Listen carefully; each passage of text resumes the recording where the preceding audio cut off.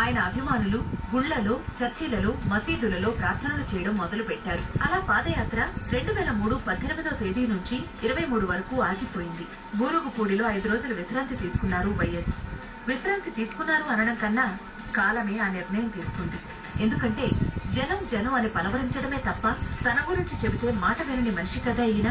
అందుకే అలా సేద తీరమని తీర్పిచ్చిందన్నమాట. ఈ 5 రోజుల కాలంలోనే రాజీవ్ గాంధీ వర్ధంతి వచ్చింది. ఆ చిరునవ్వుల నేతను స్మరించుకున్నారు వైఎస్ఆర్. తన 33వ ఏటనే ప్రదేశ్ కాంగ్రెస్ కమిటీ ప్రెసిడెంట్ అయ్యారు వైఎస్ఆర్. ఆయన మీద అంత చిన్న వయసులో అంత పెద్ద బాధ్యత మోపింది రాజీవే. వైఎస్ఆర్ అంటే అంత నమ్మకం ఆయనకు. మెల్లగా కోలుకుంటున్న దశలోనే మధురపూడి శిబిరం నుంచి బూరుగుపూడిలోని సాయిబాబా గుడికేసి 3 కిలోమీటర్ల ట్రైల్ వాక్ చేశారు వైఎస్.